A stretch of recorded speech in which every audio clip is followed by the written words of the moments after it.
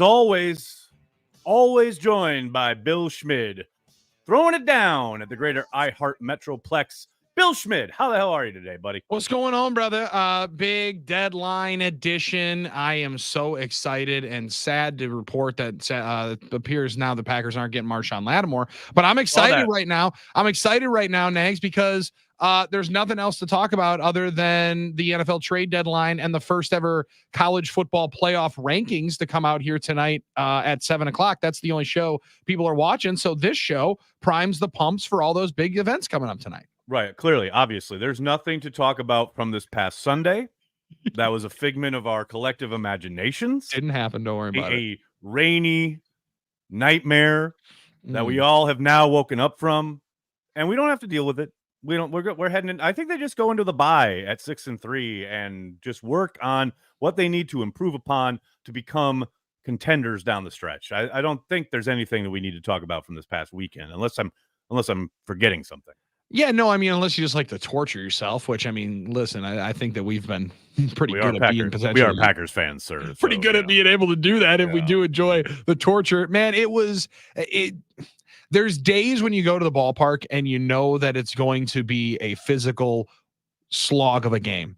Yes, you knew that game was going to be physical. It just felt like it was going to be low scoring. The under felt, once I got there and felt the rain and the mist and the dampness and the darkness, it just felt like this thing was 24-20 written all over it. Nags, sadly, it should have been, and maybe could have been a little bit better if you play your best game. And I don't know about you, we've talked about it now for 2 straight days. That's the most frustrating thing, was listening to Larry McCarron on Packers OT interviewing players in the locker room and starting it out with saying, we know they didn't get your best shot today.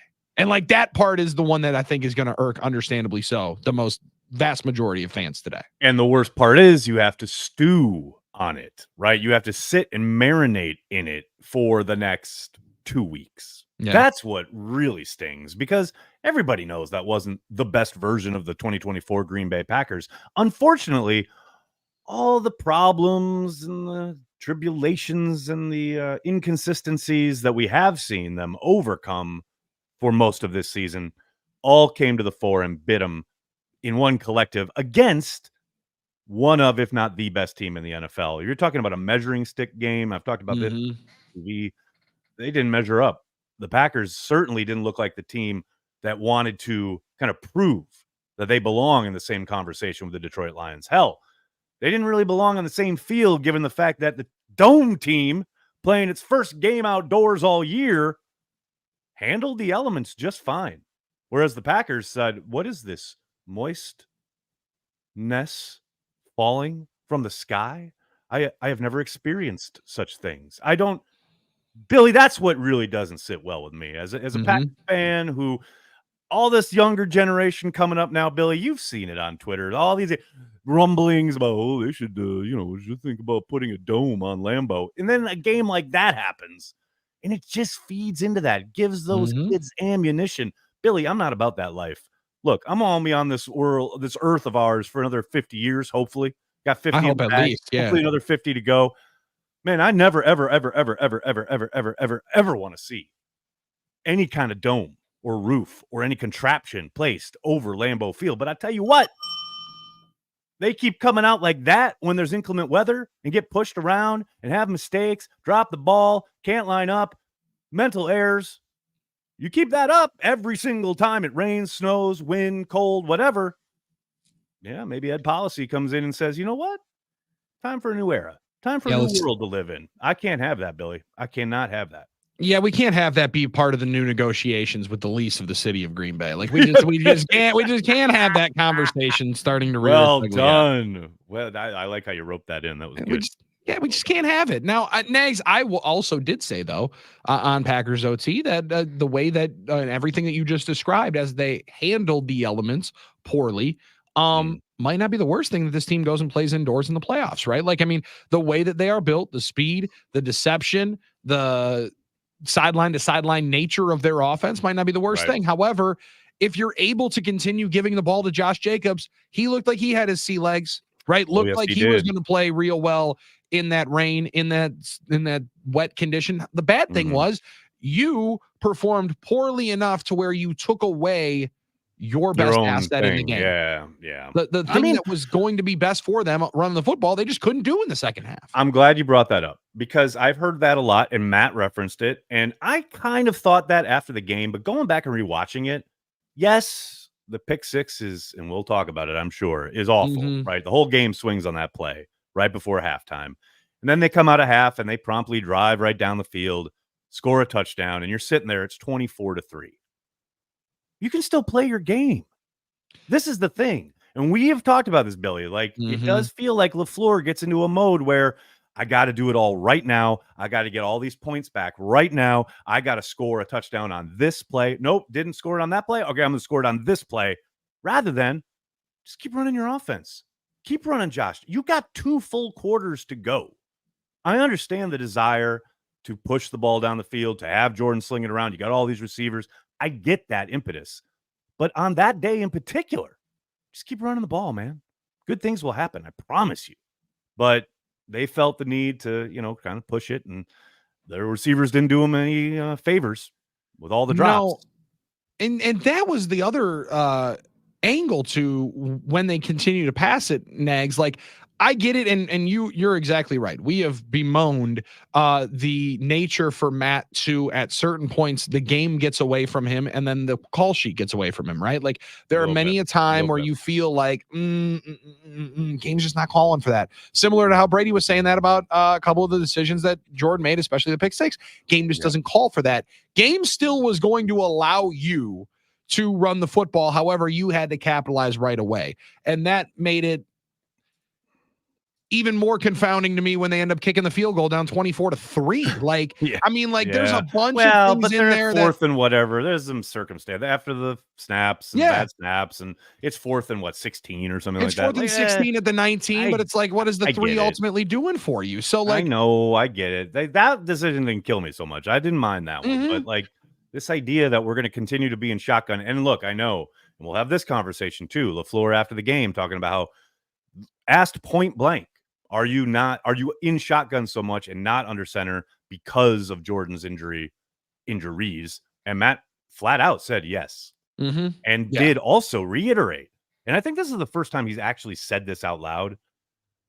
Yeah, Jordan's fighting through things. He's fighting through injuries. So that opens another door of, okay, do we need to have a conversation about maybe this kid should sit down so he gets right? Kid has not been right since week 1, Billy. Can we help the young man out?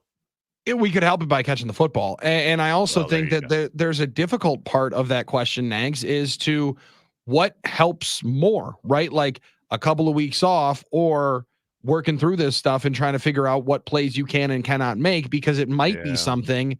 It might be something you have to play with and deal with for the rest of the season, right? Like there's got to be that realization of it's not going to get back to 100%. Right. So if 1 week changes, we're going to need multiple months to be able to get there.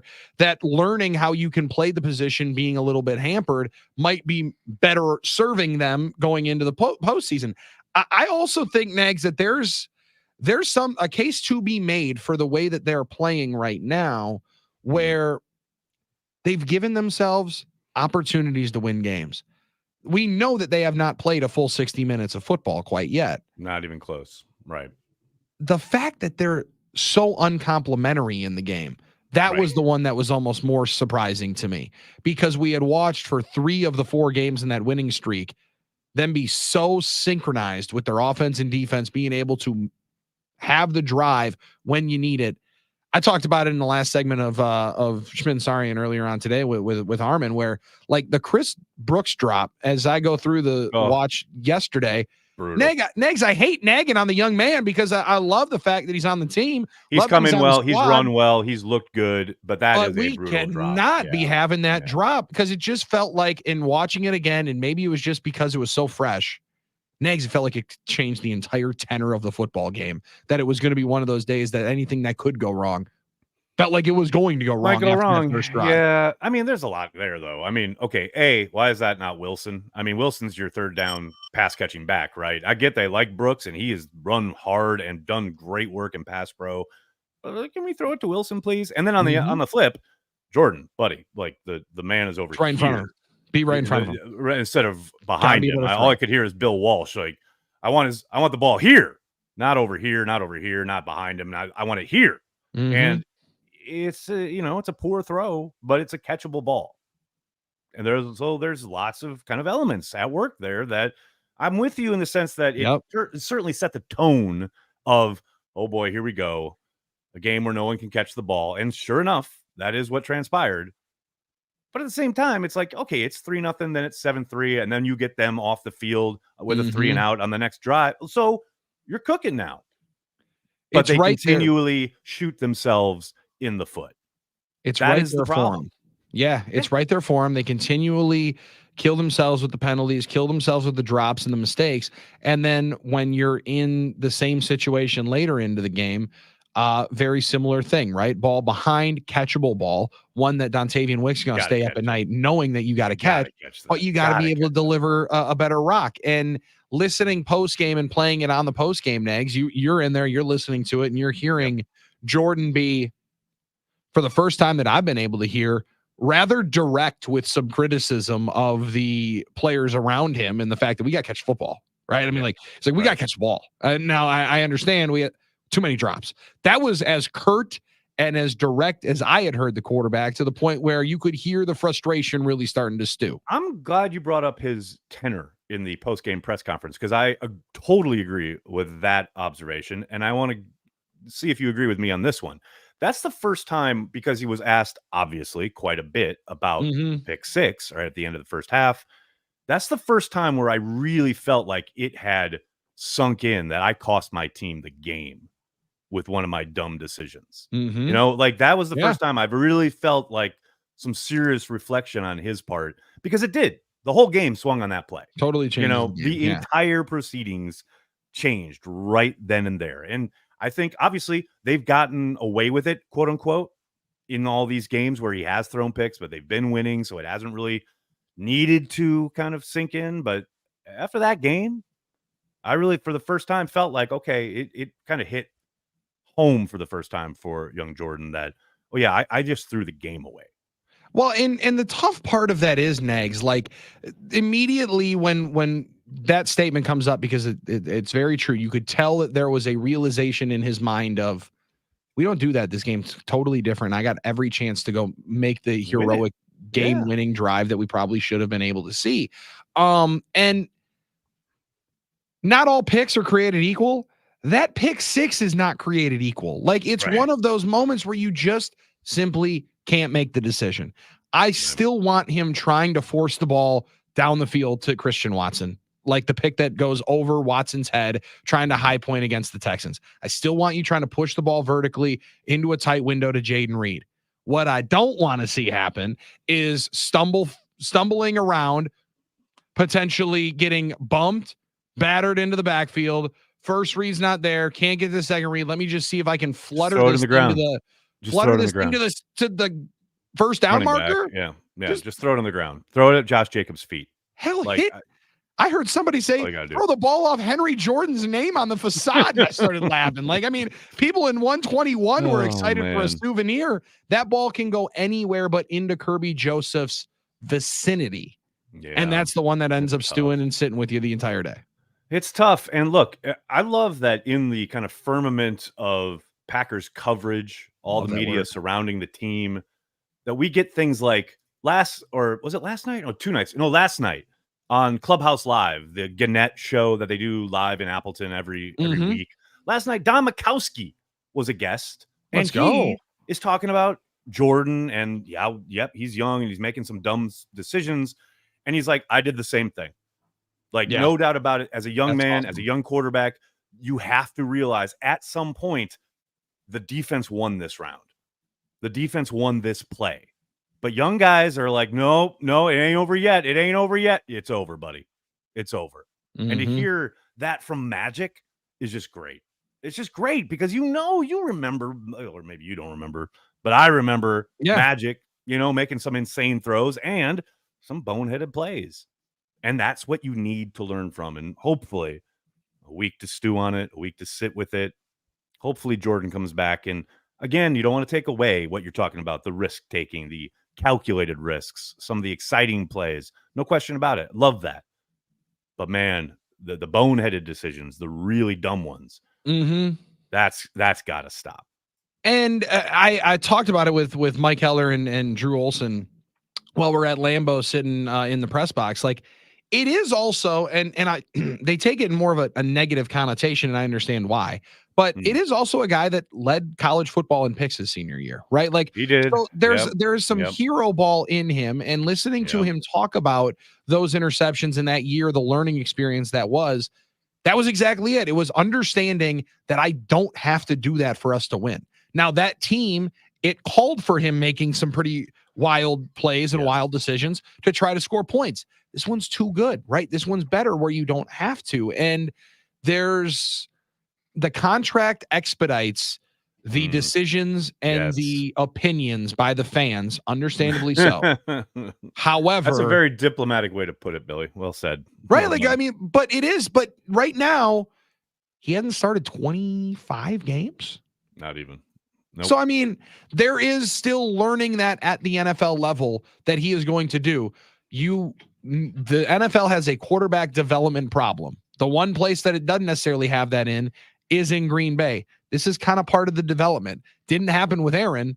Instead, you had to potentially maybe incentivize him to take more risks. But again, right. He threw 10 picks in 2010, and that was the most he had thrown in his career for about 12 to 15 years. So crazy. It happens with everybody. You got to learn what ones you can and can't make, and what times, like Magic Man said, they win this one. Now we just got to punt, let them have it, and let's go live for the next down. I absolutely love it. Man, we are like 20 minutes into this. We haven't even talked about the fact that we are going to be talking to AJ Dillon at the bottom of this hour. Yeah, talk about burying the lead. I can't wait to ask him about this game, because I'm sure, A, he's got some thoughts, and B, I'd love to know the tenor of the locker room afterwards, what's being said in the house, like all about a bye week, right? Like, we hear a lot about self-scouting and what you do as a coach or even a player. What's that really like? I'd love to hear from AJ about it. So we'll be talking to him in a few minutes. Coming up about 5-10 minutes or so from right now. And the more and more conversation around the NFL that happens, we did mention it started out the show. Marshawn Lattimore traded to the Washington Commanders, Nags. I don't know where was he on the yes, no, maybe scale? Did he fall in on either of those? Did you weigh in on that one? I thought that was a solid maybe. I didn't expect the Packers to pull the trigger, especially once you started seeing some of the reports that what the Saints were looking for, a second-round pick, etc. So I didn't ever expect the Packers to wade into those waters. But we got a couple hours yet. Deadline ain't until 4 Eastern, 3 a lot of time. So a lot of ball game left here in the trade deadline day. We'll see for those that are asking us about, and as we're speaking, trade goes down right now with the New York Jets. They are sending veteran wide receiver Mike Williams to the Pittsburgh Steelers. Tom Pelissero first on that one. Nags, that surprised you at all? Surprised you at all after he ran the wrong route? Was gone after running the wrong route and getting called out publicly. Although, props to Williams on the slot fade to Devontae the other night for the Jets to beat the Houston Texans. Yes. Rodgers clearly giving him some directions coming out of the huddle. Williams did the right thing, sat that down, cleared the way for Devontae to play the hero, his last action as a New York Jet. Thank you for your service, sir. Aaron Rodgers bids you adieu. Now, he also is going to have the opportunity to potentially get a mini bye. Now, the bad thing is he's not going to get the bye because the Steelers just had theirs. So sometimes you like to see if you're going to be able to steal 2 buys. Can you imagine, though? Like, the whole point of the bye is so you can like reset, rest up, get away from it all, and now you don't get any of that. He got the mini bye. He'll be okay. They played a couple of Thursday night games. You'll be all good in this neighborhood. Billy, let's be real here. He had the privilege, the honor of being yelled at and called out publicly by Aaron Rodgers. Come on. Yeah, that is fair. That's fair. Like winning the lottery, Billy. Come on. We'll have more details on the moves that come out and the moves that don't happen, as Bill Huber already pouring some cold water on the Greg Newsome smoke that was happening. Because Greg Newsome tweeted, hey, moving forward, Jaden Reed on there, they're just friends. Just friends. Don't worry about it. We're all just friends. So, hey, just friends. I've heard that before, Nags, And it was a lot more negative than this one is right here. I heard that a lot growing up, but that's a story for another time, man. No doubt. Well, luckily we got a lot of time on the other side. We got AJ Dillon coming up on the other side. That's Aaron Nagler. I'm Billy Schmid. It's Carry the G Radio, statewide on the game and on Cheesehead TV.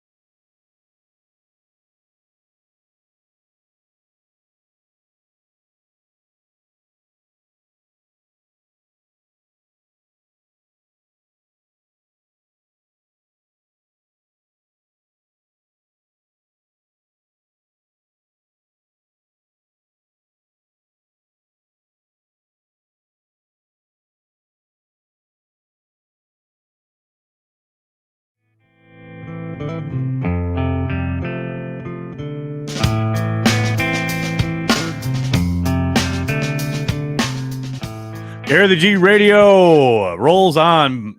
Bill, I had the idea earlier this morning and I forgot to do it, but I am definitely doing it next week. I am sending you my Packers playlist. Yes. The Packers game day tailgate playlist.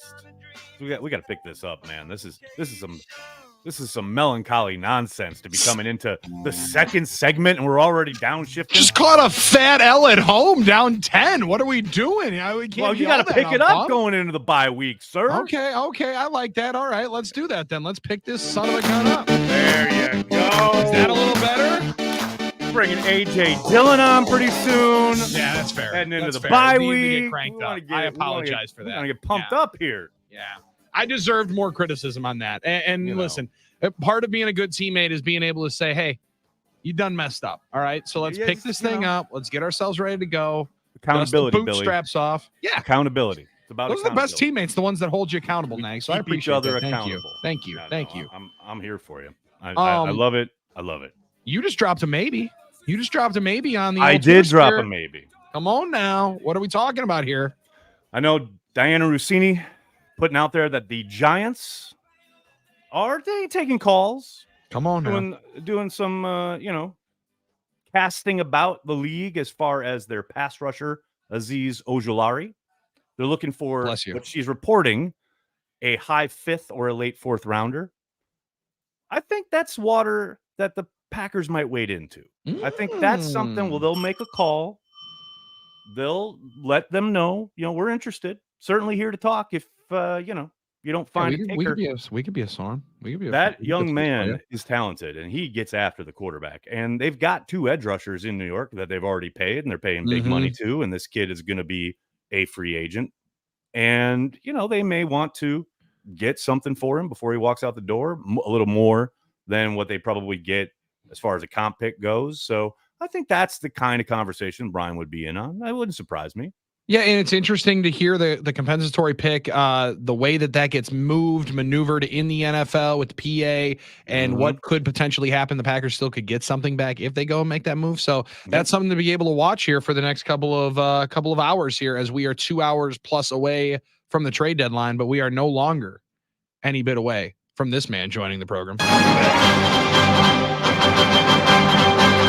Here's the handoff, Dillon blasting right side along the hash marks, rambling his way inside the 45. Down he goes, 29-yard field flipping pass play to the running back AJ Dillon. Okay, this is wow.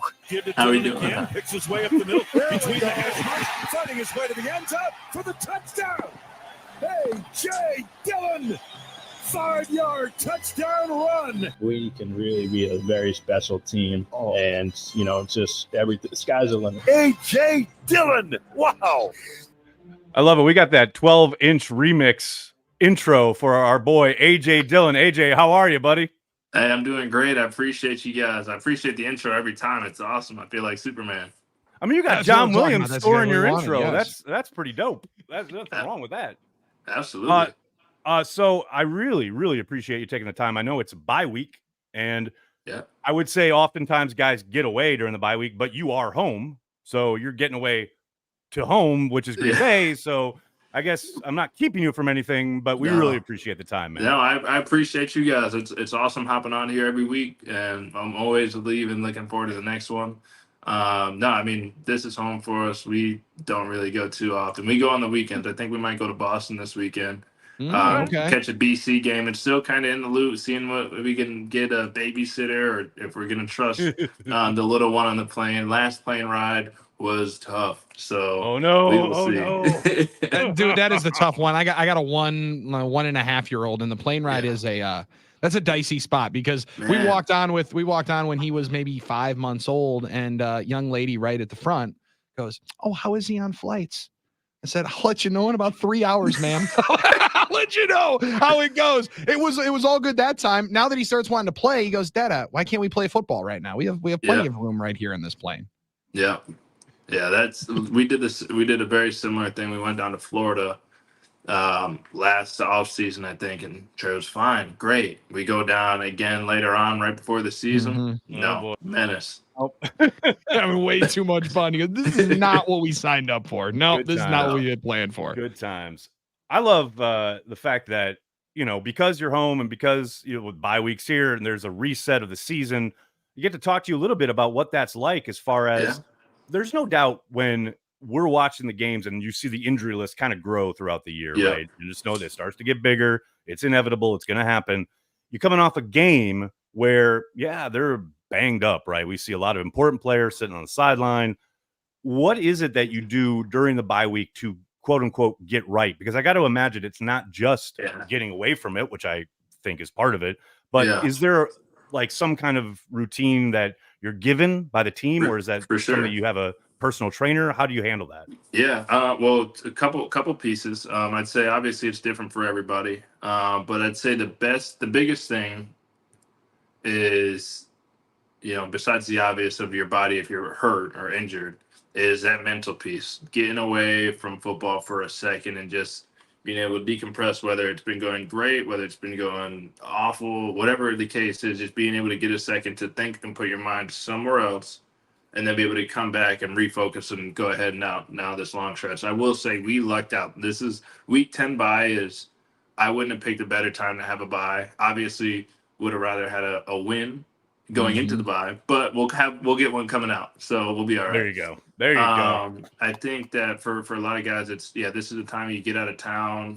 For a lot of guys, this isn't home for them, so getting home, seeing family, going on vacation with their loved one, or having some family time, which they don't get, so to take care of that piece. And then of course that we have, our trainers are great. They have like everything down to a science. I say, like Aaron Hill and his staff, Todd Hunt, Marcus Jones, and Big Ben. They are awesome. They have every single equation for, all right, you're a running back, you take X amount of steps and you start and stop and cut this many times on average in a game. So in practice, we're going to make sure you get X amount of snaps or whatever. You got to hit your top speed this many times within a week to not lose speed throughout the season. Like, it's down to a science, and they really, really take it serious. It's not anymore, everybody comes and does the same lift. They make it competitive. They have the top speeds from practice, from the games, up there on the board. Everybody sees it. So they make it a awesome, like, kind of challenge to get better. But you have access. The facility is open now. You can go in there and work out.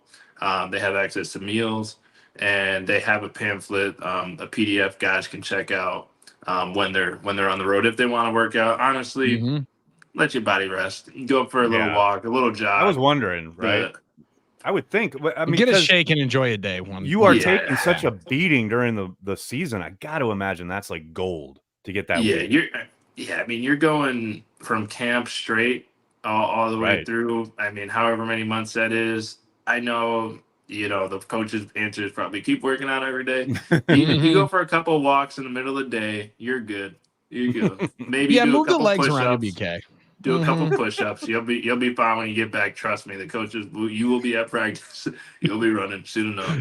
You'll be feeling okay. They'll get the wind back in you. I can imagine pretty quickly. You mentioned Aaron Hill, AJ. That move is one that, listen, when we talk about the Packers every single day, there's a lot of things that people throw out here, right? Somebody goes down with an injury. They're like, we need to get a new strength coach. This is unreal. This guy's got a pulled hamstring. We got to get a new strength coach. So Aaron Hill comes in. My man is properly jacked up. While we're watching practice and doing the shows at Ray Nitschke, he doesn't get off the bus cat when he walks out of Ray Nitschke.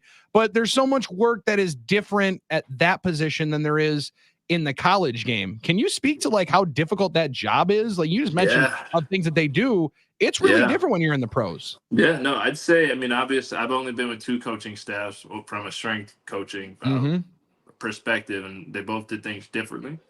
I will say there's a lot more. It's nothing like college, especially you're dealing with the most elite of elite athletes or football athletes, and they all have things that have worked for them throughout their entire life. You're not gonna, in college, you might have a big boy who is just big and can maul around guys in the O-line in the middle of Iowa, and now he has to go against Bama. So, you know, he might need to lose a little baby fat and do this. But when you're getting the pros, it's like, all right, well, what works for you? What we got to figure out what works best for you. How does your body respond? And then we'll cater something to make sure that works for you, because we want you to play how you play, you to feel good at what you play. You're not trying to make everybody cookie cutter, which is hard when you got 53 plus a practice squad. The coaches get workouts in there too. Not with us, but the coaches get in there early morning. They got some good workouts too. We got to watch out, though, Coach Lafleur. We can't have this guy getting another injury. No, they can't do we busted the the Achilles year one. We had the bicep. We got to watch out. Maybe just some water workouts. He's just trying to lift too much weights, man. He's too strong. You know, he's popping out the shirts. He had to go up a size. Get those aquatics workouts in, Coach. What are we doing here? I know, right? Take a dive. My goodness. AJ, we've spent now a good what is it now, like 8 minutes or so, and I've tried to avoid it, but I can't. We're doing a good job. Gotta talk about this game. Gotta talk about this game, AJ. There. First of all, as a man yourself who burst onto the scene in the snow against Tennessee your rookie year, man, what's with not being able to handle the rain? I mean, this is a team that plays outdoors. The guys practiced outdoors last week, and they're dropping every other ball. The third downs were killing us. What happened there? Is that a focus thing? Is that more time on the jugs machine? How do you address that? Honestly, you know, I feel like the politically correct answer is player by player. You know, you got to figure it out. I think honestly, though, I feel like it's more of a mindset. I can't speak to any specific player to know, and I don't want to speak for them, but I feel like a lot of times when you see guys kind of dropping these balls because of the elements, it's not a lack of ability. It's very rarely that like the elements that are that bad. Mm-hmm. But sometimes you chalk it up to, hey, it was raining, the ball was slick for sure. But I'd say more so it's psyching yourself out. Like, oh man, if my gloves aren't a little bit of wet, like you're going into like, I'm gonna drop a ball. You're gonna drop the ball. You know, right. If you are like, hey, I've played X amount of games in the rain. We practice in the rain. No big deal. I'm not worried about any of that. I'm just worried about the normal things I'm worried about, making sure I'm in the right alignment and go like that. You tend to not drop the ball. I think power manifestation when it comes to stuff like that, when you got a bunch of people watching you, high stakes, whatever your last thought is while that ball is coming to you, if it's I don't want to drop it, you tend to drop it. Speaking from experience.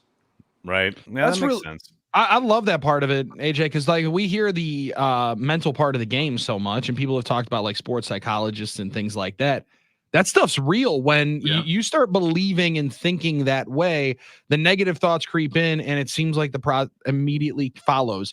And how difficult can that be on the side? Because, you know, we're 7 stories up in the press box, and people are in the rain standing watching. When things start going wrong, how difficult can that be as a team on the sideline? We always hear, hey, man, we're right there. Hey, we're all good. Let's go. But how difficult can that be when things are sliding down the wrong way of the hill?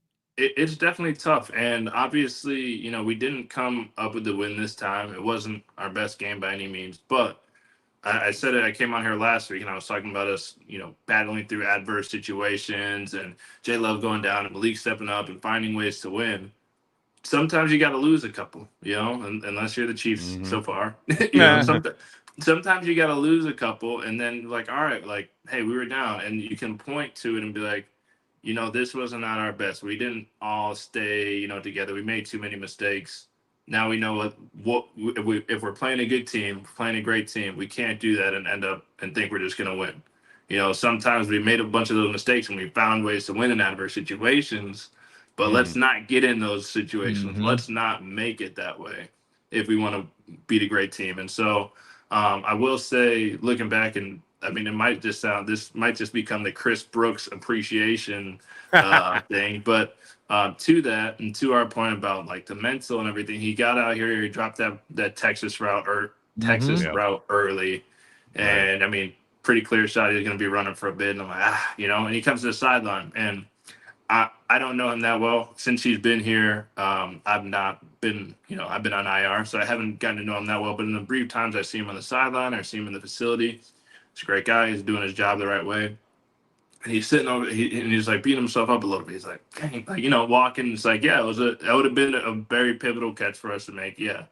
And a lot of people came up, and I'm not the only person that gave him encouragement. But my experience, I walked over and I'm like, hey, man, that happens. I've dropped balls. I've fumbled. Like, this is football. That's football. You just got to let it go, continue to go. And then, I mean, he was trying with all his might. He was catching that thing and corralling it when he was catching, but he had a couple more catches throughout the game. And so that's just a microcosm of things are going to happen. You got to keep moving forward. And that's really all it's about. I love the encouragement that I saw, not just with him, but for a lot of guys who were, not having necessarily the best game or their best play. The sidelines, that stuff you don't see. The sidelines were very encouraging and were very supportive all the way up until that final whistle. I gotta say, I gotta give you props, AJ. That's a miserable day outside last Sunday, and there you are on the sideline. Yeah. You could have been up in that box. Yeah. Nobody would have given you any kind of grief. You could have been like, "Oh, I don't know, guys. The IR thing. I gotta be up with the wife probably and like watch the game." And you're there on the sideline in the elements. That's good teammating right there. AJ. Yeah, man. And like the one thing is like I'm definitely on IR. And don't get me wrong. The idea when I was pulling in, they give me the rain suit. I'm like, I could be upstairs. Nobody would know. Yeah. But I've invested so much, and so have the Packers invested in me. I've invested so much into it. It's not just this year, not just camp, but this is year five of being part of the Green Bay Packers, being able to represent that. And I got I want to be out there, and those are still my teammates. I know I'm not out there practicing every day, but I have plenty of memories and good games, wins, losses, and hard times with a lot of those guys out there, and root for everybody. So yeah, I want to be out there. I am trying to think about how I'm going to stay warm without playing in the cold. I've never done that when it starts snowing, but we'll be fine. We'll be fine. They got hand warmers on sale over at Quick Trip, so we'll be good. Hot hands are a big deal. Yeah, big win. That was a good one to find, AJ. As I was on the way to the playoff game, I coach high school ball. Those were needed on Friday night. I did not anticipate that we were going to need those as bad as I thought. Scuba suit though. Now you're jacked up, so I don't know if that scuba suit is going to get over the biceps. But I have been told that is a legit thing in the sub-zero temperature. You want to hear a funny story? My buddy might get upset with this, but he came to this game. He came to, I think it's his first game at Lambeau this week. He came up from Madison. He's a doctor down there. And he came and he first tailgate. I should have sent him over to your place and carried. Should have sent him to Corey's, to Corey's, and so he's outside. His shoes are wet. He brought mesh shoes. Terrible idea. Soaking wet before the game even starts. What? And so his wife comes and he switches his socks, and then he put a plastic bag, put his feet in a plastic bag and unwrapped them. He was like, that was the only thing on me that was dry. It's like, I've never seen that, but I guess it works. So he's just in the stand with plastic bags on his feet. Listen, hey, there's no hate in that game. Like, you got to be able to find anything you can at that particular point. Necessary. You need the solace wherever you can find it. No doubt about it. So coming out of this bye week, on the flip, looking at the schedule, there's been a lot of talk, at least online, the talking heads, and when you're talking about how the Packers have positioned themselves. They're 6-3. Last year, it was a very different story. But coming out of a bye, like you said, perfectly situated, do you as a player look ahead to the stretch as far as, okay, well, everyone's talking about how we have this really tough kind of road ahead, the toughest by the numbers schedule in the league? Or is it literally, nope, we're just facing the Bears and the rest takes care of itself? I'd say in my experience, this is probably the time I take a peek. You got some time to get away, and you look at what you got when you get back. It doesn't it's not all encompassing and you can't think about anything else. But this is the time I take a peek. This is also the time I say it to anybody who ever asked me. I said it in week 1. I said it last week, and people are like, oh, how are the Packers? Like, what do you think? What do you think about Super Bowl? Till week 10, week 11, I don't even look at those standings. They don't matter. The worst team in the league can still find a chance to get back to the playoffs. Now you see after this bye week what everybody comes into. Now things are starting to shape up. You have an idea. Still a lot can happen, but this is where you look like, all right, well, we need these NFC wins. We need that. You can start to come up with a plan of how you can get there. And so, I'd say I take a peek. I'd say other teammates are probably taking a peek, but some might focus week by week. But this is the time I take a peek at that. It's easy to start kind of looking around, and this week is a big one in the NFL. AJ, the trade deadline is a weird deal in the NFL. Yeah. Like, we cover the NBA, and it's arguably the most exciting part of the regular season. Then in baseball, some of the biggest players end up getting traded to the most important teams with 2 months to go in the season. Football, it doesn't happen that way. Now, I think they've wanted it to. They pushed it back to try to incentivize this. Is it even a talker in the locker room? Like, are people even in your experience thinking about it? Or, you're on teams where you guys are trying to win the Super Bowl. Is there a thought of, hey man, we had one spot over here. I don't know anybody stopping us. Like, is it even brought up in that locker room at all? I don't think so. It hasn't really in my experience. I guess if you're somebody who's like rumored and it's like very known, like it's like if you're seeing it and it's like a long process, then those kind of situations have come up. But I'd say overall, not really. I mean, that's the nature of the game. Everybody kind of knows that a guy could get hurt or a guy could get cut or a guy could get traded really any day. And if you're around the league long enough, you see it all the time. So it's kind of not in a way of not caring, nonchalant way, but it is just kind of the reality. So I think it's more just, you do the best you can do every day to impress the coaches, you impress the front office, and be there for your teammates and just continue to go. And then whatever happens, happens. And ideally, the good thing about the trade deadline is you're not getting cut. You are going to be still playing somewhere. So it's like, hey, I'm still playing ball. Amen. Amen to that. I love it. We're talking to AJ Dillon here on Carry the G Radio. AJ, we really, really appreciate the time, as always.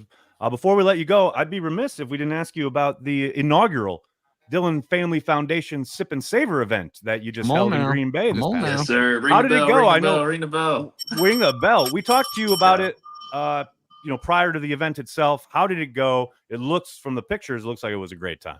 Yeah, thank you. It was awesome. The first one ever, the first year with our foundation, and I appreciate you guys allowing me to talk about it a couple episodes back. It's honestly something near and dear to our hearts, something we're going to be doing hopefully for a very, very long time, having this foundation locally here in Green Bay and Northeast Wisconsin, help out all the communities and families that we can.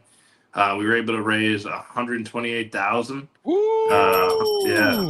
Come on, 128,000. We got some big plans and some nonprofits in the area and the local communities that we're going to be giving back to. And I think that's the biggest thing. And I've said it before, I said it last time, the biggest way you can help the world is by helping your neighbor.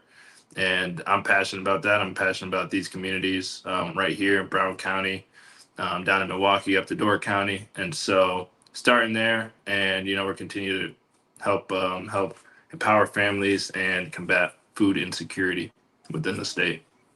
It's amazing. Love it.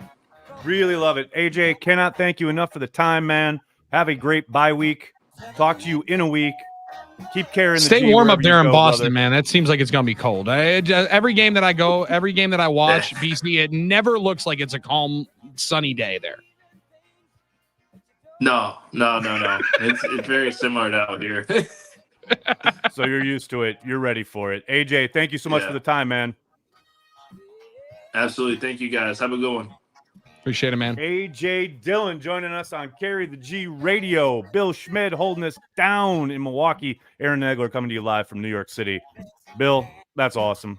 We talk to AJ Dillon every week. What is this life? It's hilarious. It's hilarious that we get to do this. We get to talk Packers football, and we got to get out, and then we got to have a whole bunch more conversation, Nags, for the next hour plus, because we're almost an hour down on this show. We're an hour in, dude. How did that happen? That doesn't make any sense. Doesn't make any sense. We're back after this. He's Aaron Nagler. I'm Billy Schmid. It's Carry the G Radio on Cheesehead TV in the game.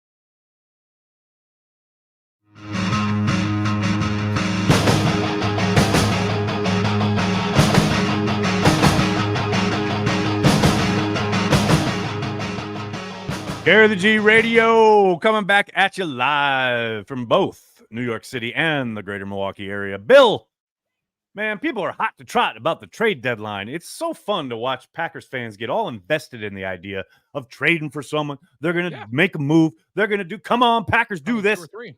And we know they're not going to do anything. Come on now. We all know this, right? I had a remarkable receipt pulled on me this week, or maybe it was last, by a listener who heard me 2 years ago, actually now 3 years ago, during the 2021 season while I was on with Mike Heller doing this show. Mike Heller will be back tomorrow. Just got to let people know that around the I was just going to say, we probably should say that more. Mike Heller will be back tomorrow. Yes. When these two yahoos are on your radio, like, blabbering on about whatever, we probably should make it clear that, you know, Mike Heller will be back tomorrow. Especially today. They feel like we just want to let you know, scheduled day off for Mike Heller. He will be back tomorrow. Fair point, Billy. Yeah. So I had dropped a statement that the Packers, if they wanted to win the Super Bowl, had to go get Odell Beckham Jr. in 2021. No. Oh, here we go. You were one of those. Oh, yeah. And on the same day on the microphone, I said, well, the Packers aren't getting Odell Beckham Jr., but they're getting something called Rasul Douglas from the practice squad of the Arizona Cardinals. Sick. Awesome. That's a great ad. Turned out to be much better ad than I could have anticipated, would have foreseen. And I think you pointed it out maybe last week or the week before, one of these beautiful, fine weeks that we're doing this program. That's most likely the pick. Like, and most likely is a type practice of thing they would do from someone else. Yes. Right. Yes. That's how they operate, right? Because look, no doubt there are players out there that can help you. There's no question that there's guys out there who would up the talent floor, if nothing else, of whatever room they land in. But, you know, it's not as simple as, okay, just give them, say, a 5th round pick. Well, you got to pay guys, too. Most of these guys are available because of the fact that they're about to be free agents, or they just signed a monster deal. And it's not working out on a bad team. And they're trying to flip that bad contract, bad from that team's perspective. So there's like a lot of things in play that it's not as simple as it just feels. I do think fantasy football has kind of infested people's heads here about, well, just throw a 5th round pick. That'll be fun. There's the contract aspect of it too, and you don't just trade for players; you do trade for contracts. So, it's a little more complicated. Next, that's not what some people on the talking text line would say. Like Matt in Milwaukee, obviously Goody believes, pardon me, not the one that I was trying to grab in here, because somebody had just asked. He's like, I mean, it's clear that the Packers don't care about winning a Super Bowl. It's pretty evident. Packers don't care about winning the Super Bowl. This is from Robin Glendale. Just money. 14 million under the cap with tons of dead money going to 12, 17, and 69. It's criminal.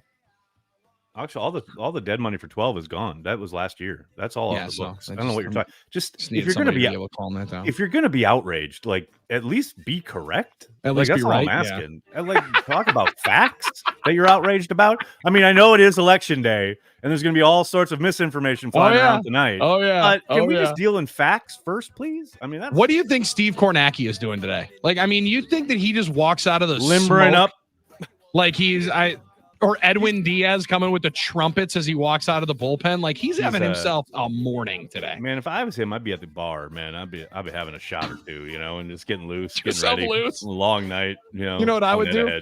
I'd have a carry the G. There you go. I think I'd have that before I don't have that shot. Sorry, we need to take a quick carry the G timeout because we're all over on the clock. And hammers are getting dropped around here next. So I'm not trying to have anybody upset. Not trying to get anybody upset. So we're going to take a quick timeout, grab a carry the G. Yep. Very much today, Nags. Pins and needles around here. That's Aaron Nagler. I'm Billy Schmid. It's Carry the G Radio. Statewide on the game and on Cheesehead TV. The faith that glows and the full light goes can make me cry.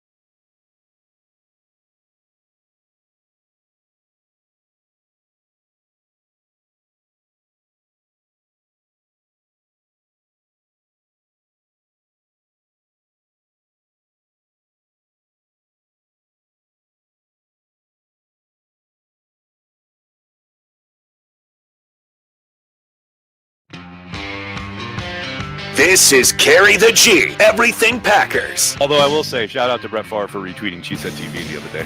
The audience has grown from 3 to about 6 or 7. It's not about what you're capable of. It's about what you're willing to do. Young Aaron Nagler have wanted a Raven to ride his bike. 100%, absolutely. But I will say, props to Arm because he owns it, right? He's a diehard, and he is like completely in his feelings for why he doesn't want a Raven touching his bike. Now, please welcome from Cheesehead TV, Aaron Nagler and Bill Schmid. Carry the G Radio Hour 2 rolling on live from New York City. Bill holding it down in Milwaukee. And speaking of Milwaukee, Bill, I'm going through Twitter here on our break, and I'm looking at something called Kegel's Inn, celebrating their 100-year anniversary coming up on December 7th. Okay, yeah. Never been, don't know anything about it, but this spot looks like my kind of joint. Started in Prohibition era. That's what I'm celebrating talking about. 100 years of business. They got a heated beer tent in the back. Billy, you got to check this place out. You got to check out Kegel's iconic fish fry on December 6th. So I'm not mistaken. I have driven by this place at least 1,500 times because and never stopped, sir. No, this is like a clarion call for me. Like that's the kind of spot I would hit up in a heartbeat. I'd have to rearrange my entire day to go to this spot. Well, and that's the problem because I was really unfamiliar with its game. They got root beer on tap, as their pictures online say. That shows that it's a place that you want to be at. Now, the fish fry you can miss me with. Your boy doesn't need anything that swims. However, like I said, I've driven by this place on the way to, pardon me, not Miller Park, AmFam Field, a number of different times. And it's right over by a place that I've frequented a couple of times, Peanut Butter and Jelly Deli. So if you mix mix in some peanut butter and jelly in with some Kegel's Inn and some cold ones, I mean, that sounds like a hell of a Wednesday. It's coming up on December 7th. Happy 100 years. That's pretty dope. That's awesome. Pretty dope. That's pretty great. I live out in Queens in New York, as you know, so we got a lot of old kind of spots as well. But what I love about the Midwest are there these, especially that area, like from Milwaukee all the way up through kind of Green Bay, Brown County, whatever. There are so many places that began because of Prohibition that have lasted, that are still around. I just love that that's kind of it's baked into the culture of that part of the state, especially. I love it. Because my father's father went there, and, their father's father went there, and now that we're able to, it's in the family. And that's crazy how, things just stay in the family, Nag. Sometimes, like, Packers season tickets, they stay in the family, and then you bring them down, and everybody continues that love affair of carrying the G of being a Packers fan, like being a fan of, places that sell beer. So, this is the hard part of the program, Billy, where I got to tell you, and I don't know if I've shared this story with you, but you mentioned season tickets, passing down through families. Yeah, handed off from generations and generations. My mom's dad, Grandpa Ralph, he owns season Your tickets. mother's father. He had season tickets. Grandma and Grandpa went to the Ice Bowl. Great stories about the day of the Ice Bowl. Had great season tickets. Grandpa, my first memory in my entire life is being at Lambeau Field with my grandpa when I was 3 years old in his seats. Memory. He willed them to my father, who said, "Nah, I'm going to pass." Oh, no. True story. But look, before people come for Lenny, you got to know. Don't do that to Lenny. Don't do that to Lenny. Len Nagler was a young teacher. Yes. Newly married. Thank you.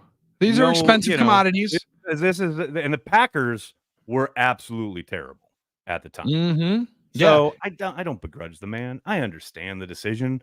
But Billy, it does mean that I've moved up. I'm at like 31,000. Okay, there we go. I'm hopefully my kids we'll get access at some point. Well, and now I know that your kids are going to go to every single game, so then people like Armin Sarian will not. They're never going to go. They're going to sell each one of them. Are you kidding me? Maybe they'll sell them to Armin if they're lucky. There we go. Well, because Armin gets mad enough when he hears the fact that people do sell their tickets, and it is a difficult beast. However, you just mentioned when they're terrible and they're handing them down to generation to generation. There's a lot of people, there's a lot of fan bases where tickets are available on the secondary market. Did you think? Because I will admit, Nags, I was anticipating more hate for my gold package after the game. Maybe I just wasn't in the inner circles. I saw some. But I think the only reason there was a smattering because the only people there 3 hours after the game and with 3 hours after kickoff were Lions fans, because they were the only ones with anything to cheer about. Yeah. They're walking out, like the first 3 rows are filled with Lions fans. Like, oh, there's Honolulu Blue. I'm like, yeah, because they're the only ones that have had anything to cheer about all day long. I also would be the ones here. I will say, I was proud of the gold package. They did arrive in a boisterous mood. You certainly heard, throughout the broadcast, the energy. They tried. They did their best. I'll tell you what, gold package brought it more than the team. I'll give you that. They showed up. They packed the stands. They made noise when they were supposed to, especially early on. Yeah, I love that. You know what you're supposed to do? You're supposed to catch the ball. You're supposed to hold your water on the hard count. You're supposed to do what you're supposed to do to make us do more of what we're doing as far as making noise, cheering, ordering another beer, getting loud, getting rowdy, having a party. Yep. Packers ruined all that. They did, and it's difficult to, and I like the conversation we were able to have with AJ Dillon, 25 minutes ago or so, when he talked about on that sideline what it feels like, Nags, when everything feels like it's going south, right? When everything is rolling down the hill. Right. It does appear that Packers fans didn't allow that sentiment to linger until like midway through the third quarter when you're unable to capitalize on your first drive of the second half, right? Even when it's 24-3, and this is gold package, folks that had just been at the game in which your team was down 28-0 in the second quarter a month ago. Yeah. I did think that they were at some point holding out belief, like they stuck with it. You get one score, you're right into this game. In it. Yep. And that was the toughest part of just being able to get that one last moment to get you back into the game. Because as I've watched this thing over, Nags, and just the immediacy, not capitalizing on the longest scoring drive you had all year long is the most frustrating part for me. Yes. But knowing that the glaze is all over the Lions this week, and justifiably so, they won a huge game. No doubt. That team was super gettable on Sunday. No question. For them to that's be what's that so frustrating. That's what stings so much right now. And it's funny because, look, Lions fans are up in it, right? They are in their feelings. They are loving life. They are so boisterous and loud about it, and they should be, right? No doubt about it. But, man, some of these cats got amnesia. Like, you came into Lambeau last year and whooped up on the Packers. How'd that turn out later on?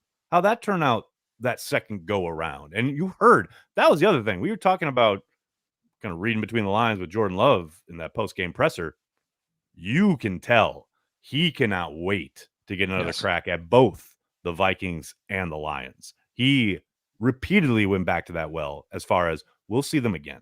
We'll see them again. And I do think they'll have something for him. I think those will be different games.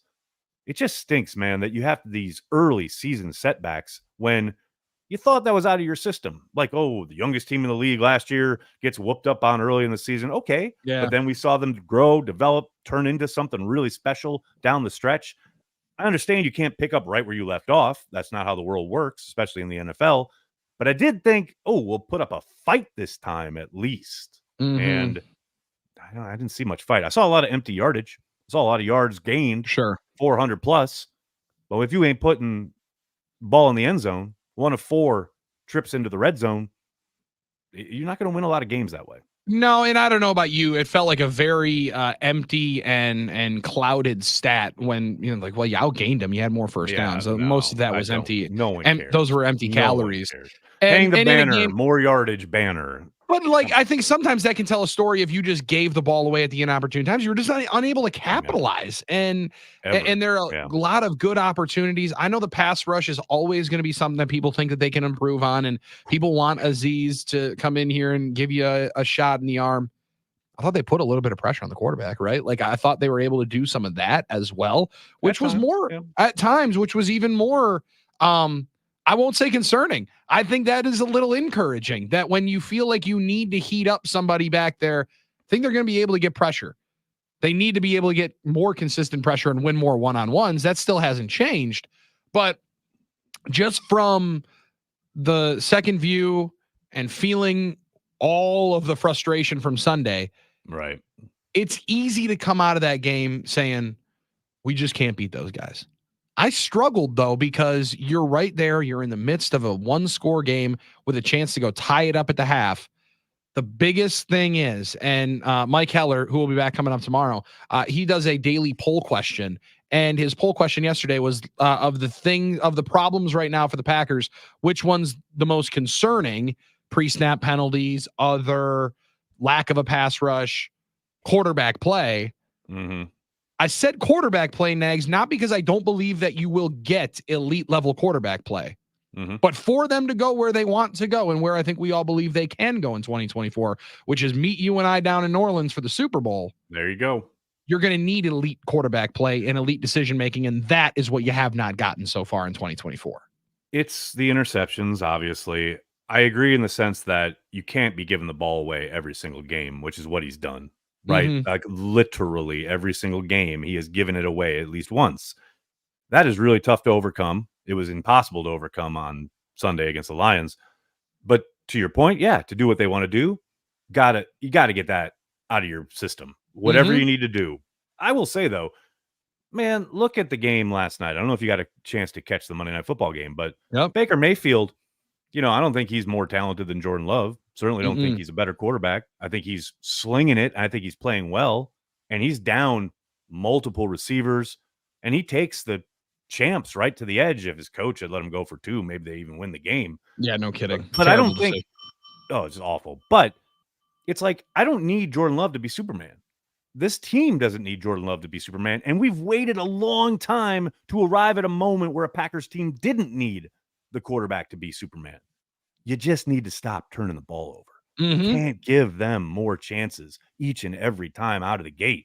That's what's inexcusable, unacceptable. Choose a word. And look, I'm not telling him or Matt Lafleur or the Packers anything they don't know, but they got to get a handle on it. Because that more than anything is going to stop you doing what you want to do. It doesn't have to be a hero. You just need to be the executioner. And so in the later stages of last year, I thought that's what it was, Nags. It wasn't like, holy cow, did you see this rollout cross body throw for 55 yards on a dime? No, but it was in rhythm, play action, just sucking the life out of teams with a deep ball, being able to hit deep crossers. And you see, that throw on the deep out, 20-yard out, where that's a long throw. Like long the throws are the there. Field, far hash throw. That's right on the money. The plays are there, and the ability to play elite down the stretch is right there. It simply is not turning the ball over with the biggest at the biggest and most inopportune times. I do believe it's going to correct itself, Nags, and it's one of the reasons why I am rather confident into how they sit right now. But you do also now have to have that get into practice. And luckily you get 11 days to be able to sit, stew, and think about how you get to hand Caleb Williams his first fat L in this rivalry. Go into Soldier Field, that garbage stadium. I was about to have you use the dump button, but I'm getting better. Don't worry, Billy. I almost did earlier today too. I'm getting better, Billy. Interesting. You and I did have a little investment on this Bears Packers game. We did indeed. We got a week to find out, don't we? We got a week to find out. And 2 weeks ago, I felt rather confident in winning that investment. Bet you did. I felt real confident winning that investment. Watch a team go 29-9 in a somehow rain-soaked State Farm Stadium. Feel a lot more like you're going to be winning that investment. That's a possibility. I bet for those of us tuning in, maybe not aware and don't follow Carry the G Radio, the podcast. What are you doing with your life? I don't. You're not one of the 4 people who have liked and subscribed. 400,000. But you would know when Billy and I were going through the schedule, Billy Schmid of 97.3 The Game flat out said into a microphone for all the world to hear that the Bears would be favored in this game upcoming against the Packers. And I said, absolutely not. Not going to happen. Now, this conversation, I believe, happened in June. Yes. Yep. And we've held on to it for all this time. We will see who is correct. I don't even remember what we put up, but we put I don't up either. Something. I this think was it more was than a gentleman's bet. We did. No, it was. Something. It was more than a gentleman's bet. It had something to do with some Carry the G cream ales. And It'll absolutely inevitably be paid up on the week that you arrive, which is right now turning into being one of the best weeks for Packers fans in the state of Wisconsin. Gosh, I cannot wait. I'm going to be there in Wisconsin the week of Thanksgiving. Going to see 2, not 1, but 2 Packers games. Oh my goodness. Okay, we're getting ahead of ourselves. Now I'm getting all excited. We got stuff to talk about. We got we do. Plays to break down. We got games to talk about. We got the trade deadline still percolating along here. Anything could happen, Billy, while we're on the air. Brian Gutekunst to be listening right now and go, you know what? I'm going to give those boys something to talk about. Make the trade. And then we're off. We already know Goody loves Cheesehead TV. So if he's watching any program, I know he's watching this one. I mean, you joke, but I do know, that he has people in his orbit who do subscribe and are members of our Patreon. So I'm just saying, like, somebody's listening. What up, somebody's getting word to him that we need some help. We need some fodder. So Brian, and we need Wayne Larrivee on the Packers radio network to be saying Azeez Ojulari, just because you can then immediately have excuse you, right? Azeez just immediately sounds like a chew, which will be too good for Cheesers to not be able to make the dad joke of for the next 2 months if he's on the football team. You went right there. You went like it's the no best hesitation. Thing. I got to hear it. It's so good. It's going to be too good. Azeez Ojulari with a sack of Jared Goff. And it's right through the heart of the Detroit Lions here in the Motor City. Like, doesn't that sound amazing on December 5th? You've put some thought into this. I like it. Oh, come on, down with it. Listen, school's out. This is like a multiverse. We're living in the multiverse right now. I want to live in this. I want to go through that door. I'll walk through that portal. Listen, we can walk through whatever portal you want, Nags. We do have to walk into the commercial portal here in a quick couple of moments. But listen, I've thought about it. I have already dreamed up how Azeez gives a massive lift to the Packers. Also, may or may not have cooked up like 3 or 4 ways that Myles Garrett did, but we're going to put those to the side. Okay. Don't have to worry about those. Relax. Okay. Don't have to worry about those. Dial it back a little bit. Let's come back from La La Land. I know we're talking multiverse, but we're not talking about blowing up the universe. Like, let's just relax. All right, I'll put my normal hat on and take the tinfoil one off here for the final 30-ish minutes of Carry the G Radio on a very, very important day. Trade deadline day. Trade deadline day. Nothing else going on in the world. Just the NFL trade deadline. He's Aaron Nagler. I'm Billy Schmid. It's Carry the G Radio on Cheesehead TV in the game.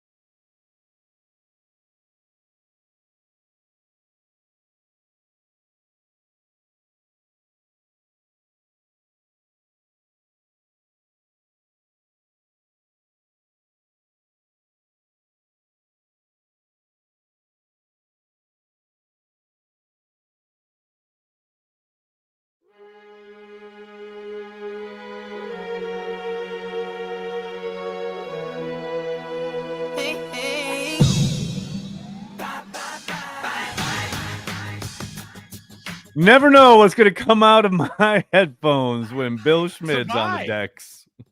Come on. I get it. Bye week, baby. Any chance to get Justin Timberlake involved? I mean, goodness gracious. Nags, I've been sitting with this one staring at me for the last 4 breaks, just waiting when I was going to drop it on you. Just waiting for it. Thinking about the little reaction, the what in the Sam heck did you just pull out here? We couldn't do a little señorita if we have to get Timberlake up in here. I mean, I get it. I get it. The bye. Listen, trust me. You want me to drop some JT in this place? Aaron, you're coming to the right place. All right. This is gonna ruin the tour, Billy. Yeah, the world tour.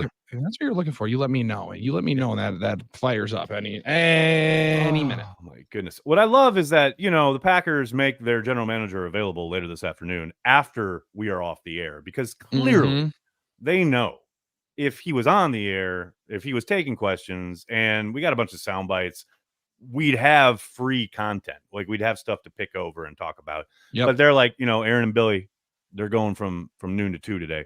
Let's make sure Brian talks after that. Well, he also wanted to listen to the show, so we appreciate it, Brian. You got plenty of time. No doubt. Give him some time. Right. Give him some ways to maneuver and finagle around some questions, maybe some really wordy questions from a couple of individuals. But there's a thought that you have of my goodness. I don't know, Nags. Does he have to talk after the deadline? Is that one of his contractual run? Because we only hear from Brian 4 or 5, maybe 6 times a year, and this year has been even fewer because I think he only talked 2 or 3 times during camp. A year ago, he talked every week during camp. I know. I did find that a bit surprising, but I'll never begrudge him because he's already infinitely more available than Ted Thompson ever was. Amen. Famously having to ask Ted, and this is true, at the Combine almost a full year after he made the move about why he released Josh Sitton. And Ted asked, who? That was literally his response at first. And I said, well, Ted, we haven't seen you. We haven't seen you since, because he made the move legit almost directly after his last availability, his mandated availability during training camp. And then sayonara, I don't talk for the whole year. I'm gone. So Brian, and he set that tone early with when he made the big decision to release Jordy Nelson, his first kind of year on the job. He talked right away after that decision, and he has been very good about being available here now, the trade deadline, and during the bye week. He's kind of melded that into kind of one this year because it has fallen at the same time. Right, so he's done a good job, and I do think that's a bit of a reaction to knowing that Ted was absolutely never available. He's made it a point to be, okay, I'm the one making these decisions. I should be available to talk about what I'm doing.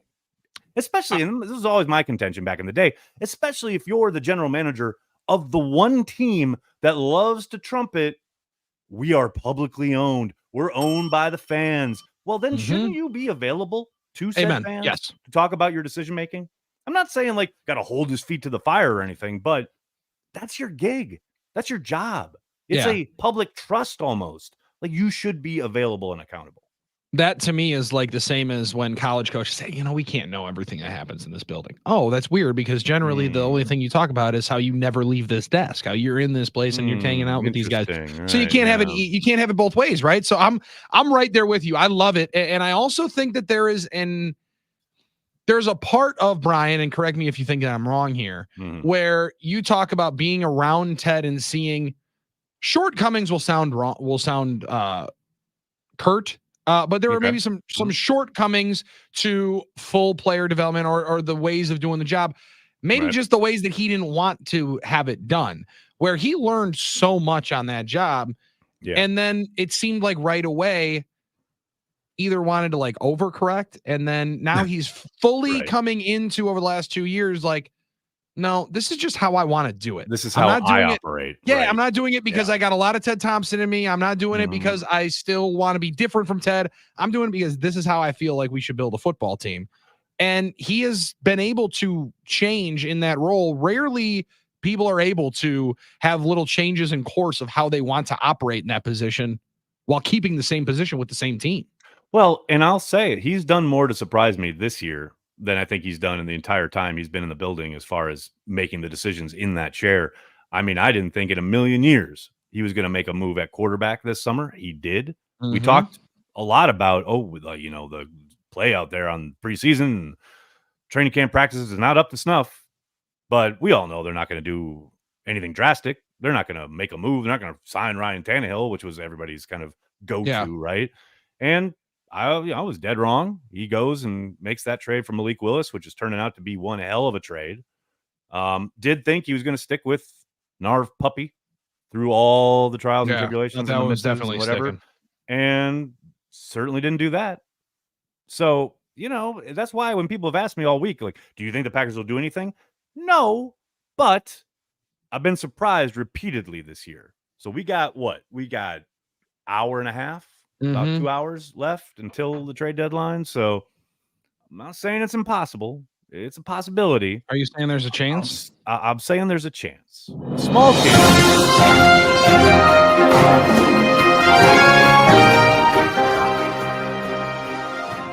There is breaking news regarding the Green Bay Packers and the trade deadline, and this coming from Ian Rappaport.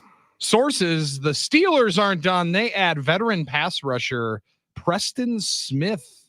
One of the best defenses in football gets better as Preston Smith now out with the Packers. Now, Nags, this thing had gotten a lot of smoke over the last couple of weeks. Right. I didn't understand it, and now clearly he's off the football team. So there's reasons why here. Your best idea as to why 91 subtracted better than adding or keeping 91 and playing him more in the defense. Well, it's interesting. Two kind of levels here. One, I agree with you. There's been a lot of smoke around his name, and I have been sitting here going, wait, who? Why? What? Why? How? Who is trading for Preston? The Steelers make all the sense in the world. I mean, I don't think Mike Tomlin has met a guy like Preston Smith that he wouldn't absolutely beloved. Sure. As far as his work ethic, his physicality at that position. And look, let's call a spade a spade. Preston Smith has not done much this season for the Packers since the scheme shift, right? You go to the Steelers, you have to think they'll probably utilize him a little bit differently. Yeah. And he's coming off a game where I think this was the first time where he played significantly fewer snaps than Lucas Van Ness. Now, I also know Lucas Van Ness hasn't done a whole lot either, but Van Ness is young, developing. He's in his third defense in as many years. So I'd much rather have Van Ness out there the majority of the time, learning, growing, hopefully developing, as opposed to essentially, let's call it, wasting snaps with Preston Smith. And that's a harsh way to put it, but again, it's not like Preston was showing up on the stat sheet week after week. He's been a bit of an afterthought.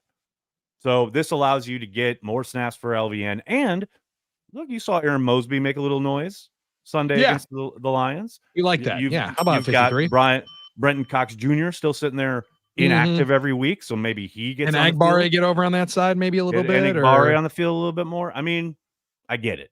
This one, I get.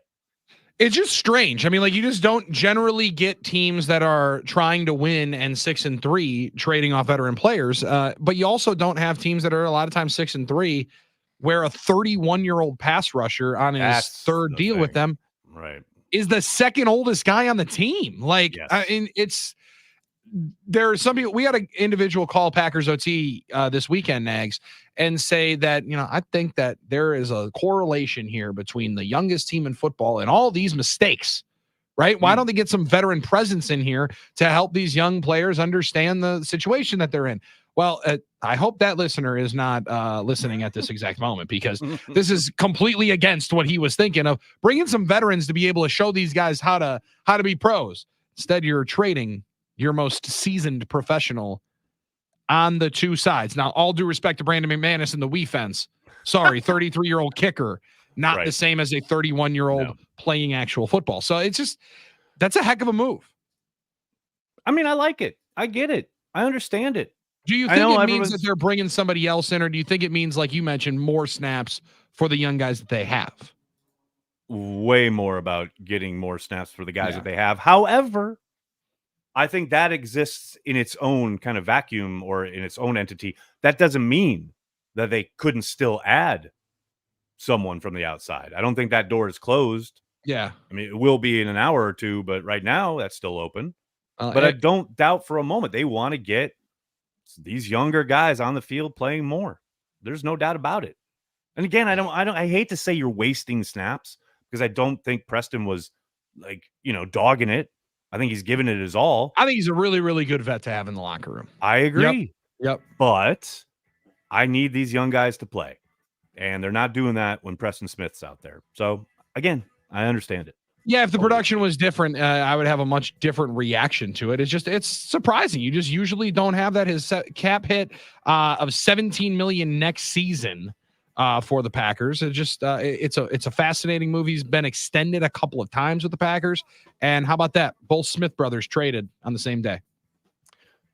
Zadarius Smith goes to the Lions. Nice to have him in a Preston locker room Smith together at some point, but that was never. That was fun. That was a fun time when they were able to kind of team up in Green Bay and have those kind of moments together. That was a fun little kind of stretch. That was also a fun time where the Packers were winning games, and then we had no real reason as to how on earth they were doing it. That was even more fun. You're like, wait a second, they're actually 6-1 right now. What? That feels like a million years ago. By the way, the Smiths at their locker having a joint interview, with the media. That feels like decades ago.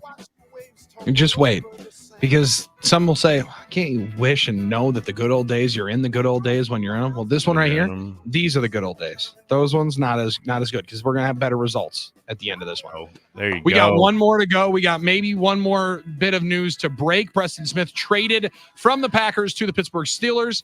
We'll have the draft compensation coming back on the other side. He's Aaron Nagler. I'm Billy Schmid. It's Carry the G Radio. Stay wide on the game and Cheesehead TV. All those big city nights.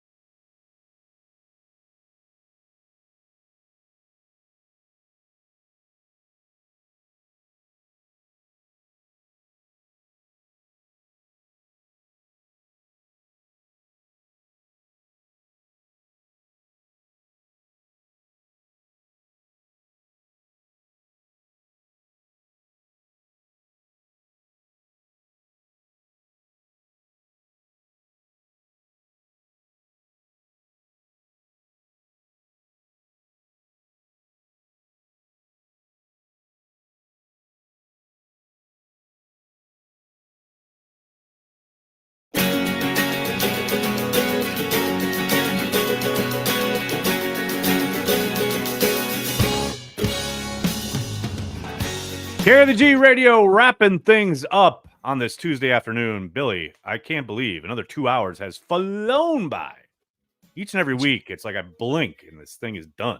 It doesn't make any sense, Nags. And listen, doing 3-hour shows, some people are like, you do 4-hour shows. That's just the word. 2-hour shows, way too short.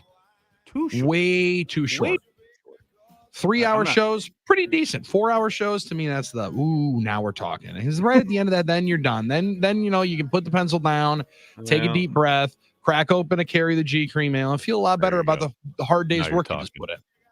Now you're talking. Grabbing yourself a nice cold can of Carry the G cream ale is something everyone should do throughout the entirety of the Packers season, but certainly heading into a bye week. Billy, you know how they say, they being Matt Lafleur, you got to go 1-0 every week. Mm-hmm. Billy, that's true. Yes, I feel confident.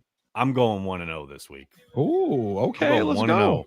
Let's go. I'm proud of you. G here. I'm gonna sit on my butt and watch football and not do anything on Sunday. I'm just gonna enjoy things. I'm gonna love life. I'm gonna go 1-0 on Sunday. Let's go. Now I would. 1-0 is what I hope to go after the Munich game.